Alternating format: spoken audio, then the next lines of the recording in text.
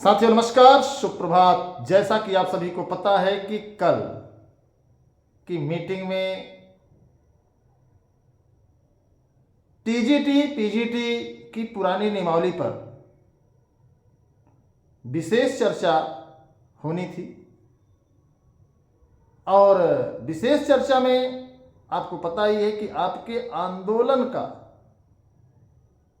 आपके संघर्ष का, आपके प्रयासों का जो 11 जून से लगातार चला रहा था, उसको शायद सरकार ने स्वीकार लिया है। लोगों के मन में था कि विज्ञापन कब आएगा, विज्ञापन जल्द आ जाएगा, ये हो जाएगा, वो हो जाएगा। तो हम इन चीज़ों को बहुत क्लैरिफाई नहीं करना चाहते, क्योंकि तमाम ऐसे साथी हैं जिन्हें विज्ञापन का बेसब्री से इंतजार है और वो चाहते भी हैं कि विज्ञापन जल्दी से आए, और मैं भी चाहता हूँ विज्ञापन जल्दी से आए, बशर्ते सरकार पुरानी नियमावली पर अंतिम मुहर लगा दे। कई लोग इसको कई तरीके से क्लैरिफाई कर रहे हैं कि ये कर दिया, एनसीटी से पत्र आ गया। ये सब चीज़ें एक अफवाह हैं। हमें आपको इसकी कोई चिंता नहीं। हमारी सीधे सीधे सरकार से एक ही डिमांड है, वो आप लोग जानते हैं। और डिमांड क्यों एक है उसका मैं कारण भी आपको थोड़ा सा वीडियो में बता दूं, ताकि आपका ध्यान न भटके।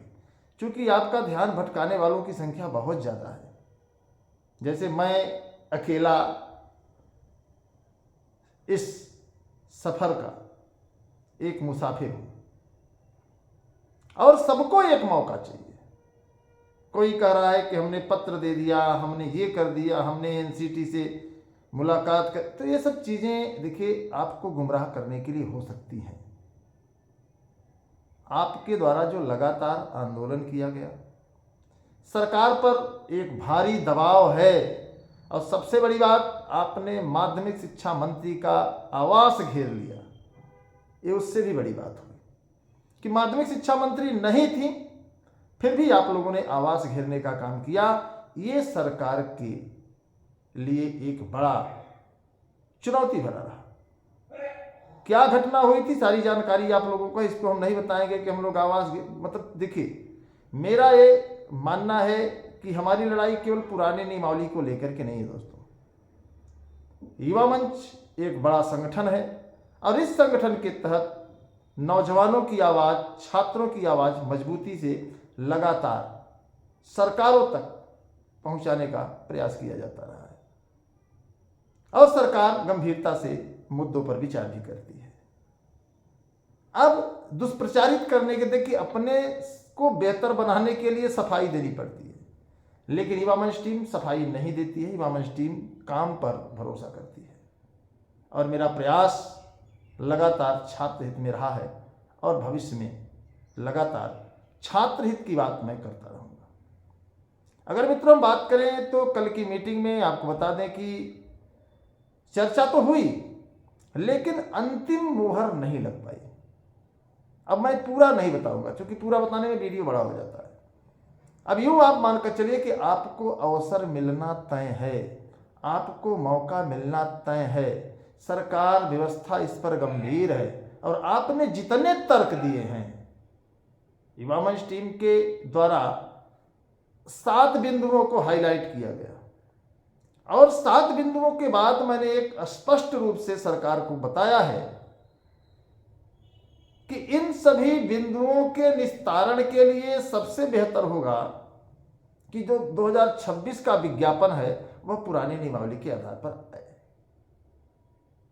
इस लाइन को पढ़ करके सभी अधिकारी अवाक थे कि आखिरकार इन मुद्दों को कैसे हल किया जाए। और पुरानी नियमावली, जो नीचे लाइन लिखी है कि पुरानी नियमावली ही सभी का निस्तारण कर देगी, तो इस पर भी मंथन चल रहा है। तारीख मुझे पता है, और मैंने कई साथियों को, जो हमारे कोर कमेटी के लोग हैं, मैंने उनको बता दिया है, बहुत जल्द, ऐसा नहीं कि 1 सप्ताह 2 सप्ताह लगेंगे, ये जो इसी सप्ताह में मीटिंग होने जा रही है। और वो मीटिंग है, अगर कहिए आप लोग तो तारीख बता दें, लेकिन अब तारीख बताएंगे तो लोग कहेंगे तारीख बता दिए। तो आपको बता दें कि मैं तारीख बता दे रहा हूं। 21 तारीख को, 21 अगस्त को पुनः मीटिंग बुलाई गई है और उसी मीटिंग में मुझे उम्मीद है कि अंतिम मोहर लग जाएगी। अब मैं ऐसा इसलिए बता रहा हूं कि कई लोग ये सोचते हैं कि यार अनिल सिंह तो कुछ हमको बताते नहीं हैं, प्रयागराज में चुपचाप बैठे हैं। कुछ लोग लखनऊ भी पहुंच जाते हैं, अनिल सिंह प्रयागराज में बैठे रहते हैं। आपको बता दें कि सारी जिम्मेदारी ईडी महोदय को दे दी गई है। इन्होंने ड्राफ्टिंग बना करके 12 तारीख को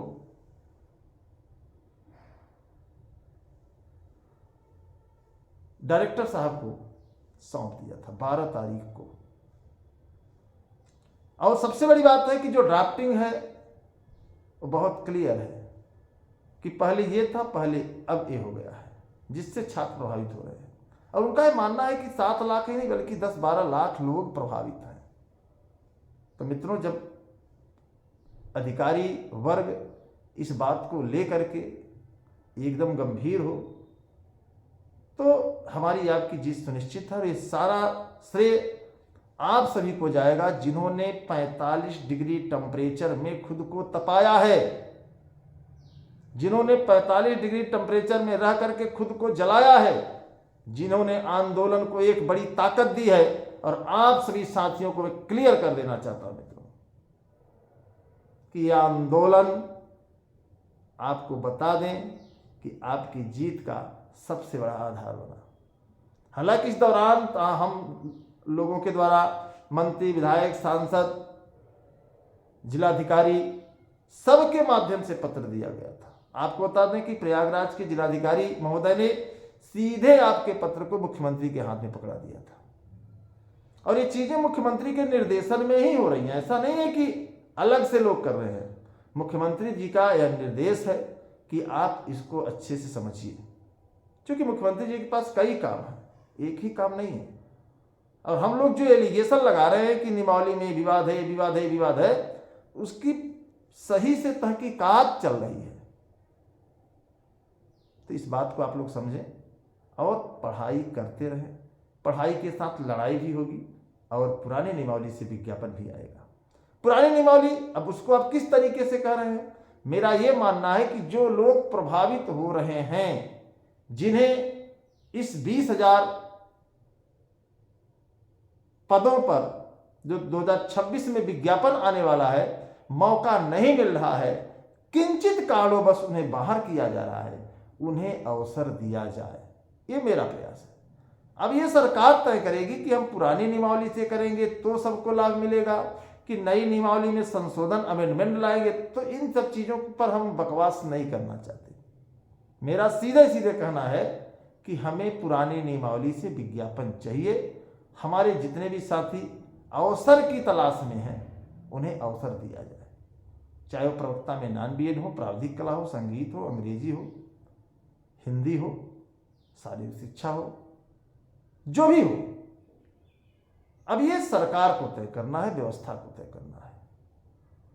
हम बहुत मसालेदार वीडियो नहीं बनाते। देखिए, बात क्लियर बताते हैं कि हाँ हमने इनको पत्र दिया, हमने इनसे मुलाकात की, हमने ये किया, वो सब लोग जानते हैं। क्योंकि हमें सफाई देने की जरूरत नहीं है दोस्तों। मैं जो काम करता हूँ खुलेआम करता हूँ और आपने मेरे काम को अच्छे से देखा भी है।